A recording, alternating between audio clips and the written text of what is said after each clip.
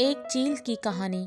بچوں، یہ اس چیل کی کہانی ہے جو کئی دن سے ایک بڑے سے کبوتر خانے کے چاروں طرف منڈلا رہی تھی اور طاق میں تھی کہ اڑتے کبوتر پر جھپٹا مارے اور اسے لے جائے، لیکن کبوتر بھی بہت پھرتیلے، ہوشیار اور تیز اڑان تھے۔ جب بھی وہ کسی کو پکڑنے کی کوشش کرتی، وہ پھرتی سے بچ کر نکل جاتا۔ چیل بہت پریشان تھی کہ کیا کرے اور کیا نہ کرے۔ آخر اس نے سوچا کہ کبوتر بہت چالاک، پھرتیلے اور تیز اڑان ہیں، کوئی اور چال چلنی چاہیے، کوئی ایسی ترکیب کرنی چاہیے کہ وہ آسانی سے اس کا شکار ہو سکیں۔ چیل کئی دن تک سوچتی رہی۔ آخر اس کی سمجھ میں ایک ترکیب آئی۔ وہ کبوتروں کے پاس گئی، کچھ دیر اسی طرح بیٹھی رہی اور پھر پیار سے بولی، بھائیوں اور بہنوں، میں تمہاری طرح دو پروں والا پرندہ ہوں۔ تم بھی آسمان پر اڑ سکتے ہو، میں بھی آسمان پر اڑ سکتی ہوں۔ فرق یہ ہے کہ میں بڑی ہوں اور تم چھوٹے ہو، میں طاقتور ہوں اور تم میرے مقابلے میں کمزور ہو۔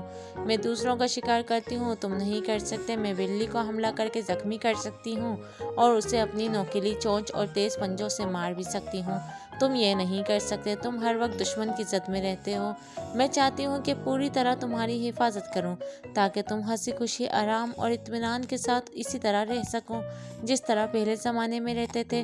آزادی تمہارا پیدائشی حق ہے اور آزادی کی حفاظت میرا فرض ہے۔ میں تمہارے لیے ہر وقت پریشان رہتی ہوں، تم ہر وقت باہر کے خطرے سے ڈرے سہمے رہتے ہو۔ مجھے افسوس اس بات پر ہے کہ تم سب مجھ سے ڈرتے ہو۔ بھائیوں اور بہنوں، میں ظلم کے خلاف ہوں، انصاف اور بھائی چارے کی حامی ہوں۔ میں چاہتی ہوں کہ انصاف کی حکومت قائم ہو، دشمن کا منہ پھیر دیا جائے اور تم سب ہر خوف سے آزاد، اطمینان اور سکون کی زندگی بسر کر سکو۔ میں چاہتی ہوں کہ تمہارے میرے درمیان ایک سمجھوتا ہو، ہم سب عہد کریں کہ ہم مل کر امن کے ساتھ رہیں گے، مل کر دشمن کا مقابلہ کریں گے اور آزادی کی زندگی بسر کریں گے۔ لیکن یہ اسی وقت ہو سکتا ہے جب کہ تم دل و جان سے مجھے اپنا بادشاہ مان لو۔ جب تم مجھے اپنا بادشاہ مان لو گے اور مجھے ہی حقوق اور پورا اختیار دے دو گے تو پھر تمہاری حفاظت اور تمہاری آزادی پوری طرح میری ذمہ داری ہوگی۔ تم ابھی سمجھ نہیں سکتے کہ پھر تم کتنے آزاد اور کتنے خوش و خرم رہو گے۔ اسی کے ساتھ آزادی، چین اور سکون کی نئی زندگی شروع ہوگی۔ چیل روز وہاں جاتی اور بار بار بڑے پیار محبت سے ان باتوں کو طرح طرح سے دہراتی۔ رفتہ رفتہ کبوتر اس کی اچھی اور میٹھی میٹھی باتوں پر یقین کرنے لگے۔ ایک دن کبوتروں نے آپس میں بہت دیر مشورہ کیا اور طے کر کے اسے اپنا بادشاہ مان لیا۔ اس کے 2 دن بعد تخت نشینی کی بڑی شاندار تقریب ہوئی۔ چیل نے بڑی شان سے حلف اٹھایا اور سب کبوتروں کی آزادی، حفاظت اور ہر ایک سے انصاف کرنے کی قسم کھائی۔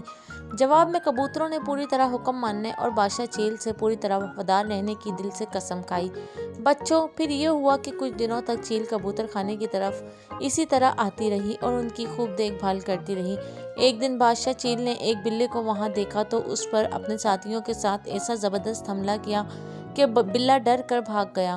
چیل اکثر اپنی میٹھی میٹھی باتوں سے کبوتروں کو لبھاتی اور انہیں حفاظت اور آزادی کا احساس دلاتی۔ اسی طرح کچھ وقت اور گزر گیا۔ کبوتر اب بغیر ڈرے اس کے پاس چلے جاتے۔ وہ سب آزادی اور حفاظت کے خیال سے بہت خوش اور مطمئن تھے۔ ایک صبح کے وقت جب کبوتر دانہ چگ رہے تھے تو چیل نے ان کے پاس آئی۔